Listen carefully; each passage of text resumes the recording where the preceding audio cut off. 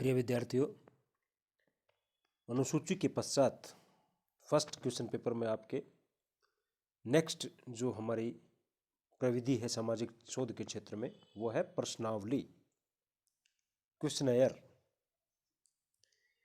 ये अनुसूची से मिलती जुलती है, लेकिन ये डिफरेंट इसलिए है कि अनुसूची जहाँ अशिक्षित सूचनादाताओं से सूचना संग्रहित करने के काम आती है, वहाँ प्रश्नावली का प्रयोग अपेक्षाकृत बड़े अध्ययन क्षेत्र के लिए तथा शिक्षित सूचनादाताओं के लिए होता है। जब सामाजिक शोधकर्ता को किसी बड़े अध्ययन क्षेत्र का अध्ययन करना है, उसका फील्ड एरिया बड़ा है अनुसूची के मुकाबले, और फील्ड एरिया बड़ा होने के साथ साथ जो रिस्पोंडेंट्स हैं, सूचनादाता हैं, वो एजुकेटेड लोग हैं, शिक्षित लोग, तो हम डाक द्वारा प्रश्नावली भेज देते हैं और वो प्रश्नावली में प्रश्नों के उत्तर लिख करके सूचनादाता हमारे पास भेज देते हैं। ये एक सामाजिक शोध की लोकप्रिय विधि है। प्रश्नावली जो है वो विभिन्न प्रश्नों की एक व्यवस्थित सूची होती है, जिसका उद्देश्य अध्ययन विषय से संबंधित व्यक्तियों से डाक द्वारा सूचनाएं प्राप्त करके प्राथमिक तथ्यों का संकलन करना होता है। जब अध्ययन क्षेत्र विस्तृत हो और प्रत्यक्ष यानी कि डायरेक्टली सूचनाएं प्राप्त करना कठिन हो, असंभव लगता हो, तो ऐसी स्थिति में प्रश्नावली ही महत्वपूर्ण विधि होती है और डाक द्वारा इसका उपयोग होने के कारण इसको हम डाक द्वारा प्रेषित प्रश्नावली भी कहते हैं। डाक द्वारा प्रेषित प्रश्नावली। गुडेम हार्ट ने प्रश्नावली की परिभाषा दी है। सामान्यतः प्रश्नावली शब्द का तात्पर्य प्रश्नों के उत्तरों को प्राप्त करने की एक ऐसी विधि से है जिसमें उत्तरदाता स्वयं ही एक प्रपत्र को भरकर सूचनाएं प्रेषित करते हैं, स्वयं उत्तरदाता भेजते हैं। अनुसूची में आपने क्या पढ़ा था पिछले वीडियो में कि स्वयं सामाजिक अनुसंधानकर्ता अथवा शोधकर्ता जो है वो प्रश्न बोलता है और अपने हाथ से ही सूचनादाताओं द्वारा बोले गए उत्तर को भरता है, उत्तर को अपने हाथ से लिखता है। बोगार्ट्स कहते हैं परिभाषा देते हुए, प्रश्नावली विभिन्न व्यक्तियों को उत्तर देने के लिए प्रेषित की गई प्रश्नों की सूची है। तो आसान विधि है। इन परिभाषाओं से स्पष्ट होता है कि प्रश्नावली एक विशेष प्रकार की सूची है जिसमें अध्ययन से संबंधित प्राथमिक तथ्यों के संकलन के लिए निदर्शन के रूप में चुने हुए व्यक्तियों के पास बाई पोस्ट हम भेजते हैं, डाक द्वारा भेजते हैं, और जिससे कि उन प्रश्नों के उत्तर जो हैं स्वयं उत्तरदाता लिख करके हमारे पास वापस भेज देता है। प्रश्नावली की विशेषताएं कौन कौन सी हो सकती हैं? नंबर 1, अध्ययन विषय से संबंधित प्रश्नों की एक व्यवस्थित सूची है, सिस्टमेटाइज लिस्ट है ऑफ क्वेश्चंस। क्वेश्चन जो है आप अपने विषय से संबंधित जो आपने प्रॉब्लम ले रखी है, जो भी अपना अध्ययन का जो चुनाव है, विषय का चुनाव है कर रखा है, उस विषय से या सामाजिक समस्या से संबंधित, तथ्य से संबंधित आप प्रश्नों की सूची बनाते हैं और फिर उसको व्यवस्थित करते हैं, फिर आप उसको डाक द्वारा भेजते हैं। तो एक प्रश्नावली की पहली जो विशेषता, आधारभूत विशेषता क्या हुई कि ये एक प्रश्नों की व्यवस्थित सूची होती है। दूसरी इसकी विशेषता हुई सूचनादाताओं के पास डाक द्वारा प्रेषण, इसको डिस्पैच करते हैं हम डाक से, टिकट लगा करके इसको हम लिफाफे में डाल करके डाक से हम सूचनादाताओं के पास भेजते हैं, उनके पते पर, उनके एड्रेस पर। केवल शिक्षित व्यक्तियों के लिए ही उपयोग में आने वाली विधि, ये भी इसकी एक विशेषता है कि केवल शिक्षित, क्योंकि आप जानते हैं कि अशिक्षित सूचनादाता या जो एजुकेटेड अनएजुकेटेड रिस्पोंडेंट है उनके किसी काम की नहीं होती प्रश्नावली। प्रश्नावली में प्रश्नावली को सूचनादाता स्वयं ही भरता है, उसके उत्तरों की खाली जगह दी हुई होती है, तो उत्तर जो है वो सूचनादाता स्वयं भरता है। प्राथमिक तथ्य संकलन की एक अप्रत्यक्ष विधि है। अनुसूची में हमने क्या देखा था, ये प्राथमिक तथ्य संकलन की एक प्रत्यक्ष विधि होती है। ये अनुसूची के विपरीत एक अप्रत्यक्ष विधि है, क्योंकि इसमें सूचनादाता का शोधकर्ता से कोई मिलान नहीं होता है। शोधकर्ता से उसकी कोई मुलाकात नहीं होती, ये अप्रत्यक्ष है। विशाल एवं विस्तृत क्षेत्र के लिए प्रयोग की जाने वाली विधि, बड़े क्षेत्र के लिए सरल और स्पष्ट भाषा में प्रश्न होते हैं ताकि सभी सूचनादाताओं को समझ में आ जाए और उसका उत्तर वो आसानी से लिख सके। अगली जो इसमें विशेषता है वो है सूचनादाता प्रश्नावली को भर के डाक द्वारा ही वापस लौटा देता है, रिटर्न।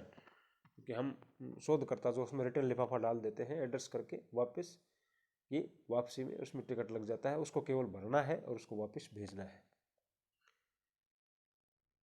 सूचनाएं शीघ्र ही संकलित हो जाते हैं, यानी कि तथ्यों का संकलन, जानकारियों का, सूचनाओं का जो संकलन है, कलेक्शन है, वो जल्दी हो जाता है इसमें। क्योंकि आपने डाक द्वारा भेज दिया और उनसे अपील कर ली कि इसको कृपया जल्दी भर के भेजिए, तो आप उसको भर के भेज देते हैं, तो आपके पास रिस्पोंडेंट्स जो रिस्पॉन्स हैं उनके वो जल्दी आ जाते हैं, सूचनाएं आ जाती हैं।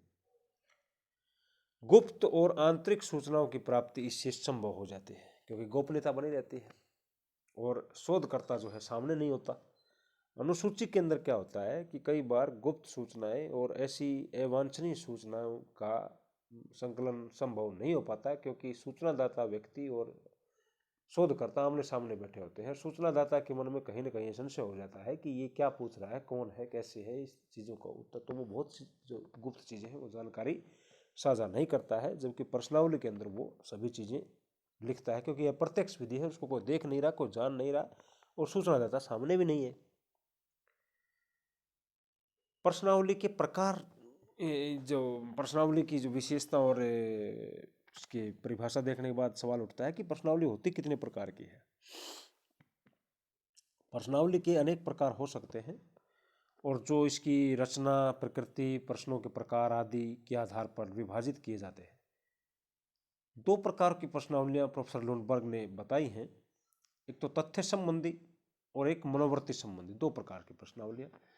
पीवी यंग ने भी 2 ही प्रकार की प्रश्नावलियों की चर्चा की है। वो बताती हैं, एक तो संरचित प्रश्नावली है, स्ट्रक्चर्ड, और एक असंरचित प्रश्नावली है, अनस्ट्रक्चर्ड क्वेश्चनेयर। स्ट्रक्चर्ड क्वेश्चनेयर और अनस्ट्रक्चर्ड क्वेश्चनेयर। तो पीवी यंग का ही वर्गीकरण ज़्यादा मान्य है। पहला है संरचित प्रश्नावली। संरचित प्रश्नावली वो होती है जो प्रश्नावली का इसका निर्माण जो है अनुसंधान प्रारंभ करने से पूर्व ही कर लिया जाता है, क्योंकि स्ट्रक्चर्ड जैसा इसका नाम से स्पष्ट है, इसका ढांचा या इसकी संरचना पहले से ही निर्धारित कर ली जाती है और सामान्यतः बाद में इसमें कोई परिवर्तन नहीं होता है पहले से ही, क्योंकि स्ट्रक्चर्ड है ये संरचित प्रश्नावली। और ऐसी प्रश्नावली का प्रयोग बहुत ही विस्तृत क्षेत्र के अध्ययन के लिए किया जाता है। इसके प्रश्न बहुत ज़्यादा स्पष्ट, निश्चित और बिल्कुल सीक्वेंस में क्रमबद्ध रूप से होते हैं, क्योंकि सभी कुछ पहले संरचित कर लिया जाता है, उसकी संरचना बना ली जाती है, स्ट्रक्चर्ड क्वेश्चनेयर। दूसरी जो प्रकार बताई है पीवी यंग ने, वो संरचित प्रश्नावली के बिल्कुल विपरीत, स्ट्रक्चर्ड के बिल्कुल विपरीत उसको कहेंगे हम अनस्ट्रक्चर्ड क्वेश्चनेयर, असंरचित प्रश्नावली।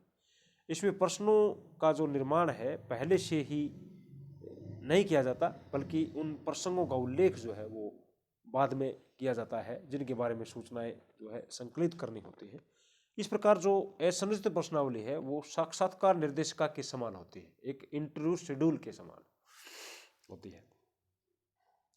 तीसरी प्रकार की प्रश्नावली भी देखते हैं इसमें, तीसरी चौथी, बंद, सीमित और प्रतिबंधित प्रश्नावली, यानी कि ओपन एंडेड क्वेश्चन भी होते हैं, क्लोज भी। तो ये है बंद, सीमित और प्रतिबंधित प्रश्नावली।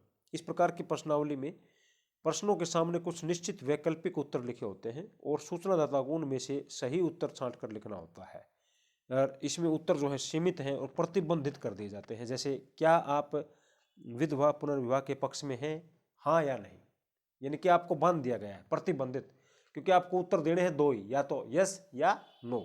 ये है क्लोज एंडेड क्वेश्चन।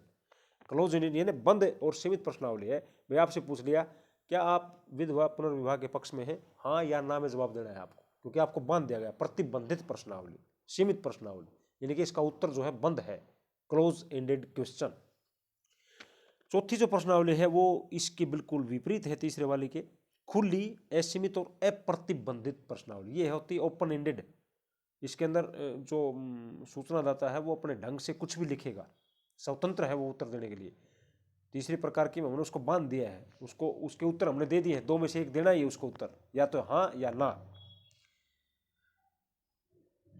चौथी जो प्रश्नावली है खुली वाली, इसमें प्रश्नों के और साथ उनके संभावित उत्तर नहीं दिए होते, इसको क्लोज नहीं होता। अभी तो सूचनादाता जो है अपनी इच्छा के अनुसार कुछ भी उत्तर दे सकता है, और प्रश्न के सामने कुछ जगह हम खाली छोड़ देते हैं, यानी कि प्रश्नावली में शोधकर्ता के द्वारा कुछ जगह खाली छोड़ दी जाती है, कुछ रिक्त छोड़ दी जाती है। उस जगह में जो है आप उसको सूचनादाता उसमें अपना उत्तर लिखेगा। जैसे जैसे आरक्षण को आप किस स्तर पर लागू करना उचित मानते हैं, या क्या जातिगत आधार पर दिया गया आरक्षण उचित है, क्या सरकार ने ये ठीक दे रखा है, तो उसमें हाँ या ना की गुंजाइश नहीं है, बल्कि आपने विस्तृत रूप से 2-3 लाइनों या 4 लाइनें छोड़ दी जाती हैं उत्तर लिखने के लिए। फिर सूचनादाता उसमें अपने मन से, अपने दिमाग से जो है स्वतंत्र रूप से उसका उत्तर लिखता है, आप मानते नहीं उसको। इसलिए इसको अप्रतिबंधित या असीमित और खुली प्रश्नावली के नाम से भी जानते हैं। एक 5वीं प्रश्नावली और है, चित्र में प्रश्नावली। सामान्यतः इस प्रकार की जो प्रश्नावली का प्रयोग है वो अशिक्षित समूह के लिए होता है, बिल्कुल जो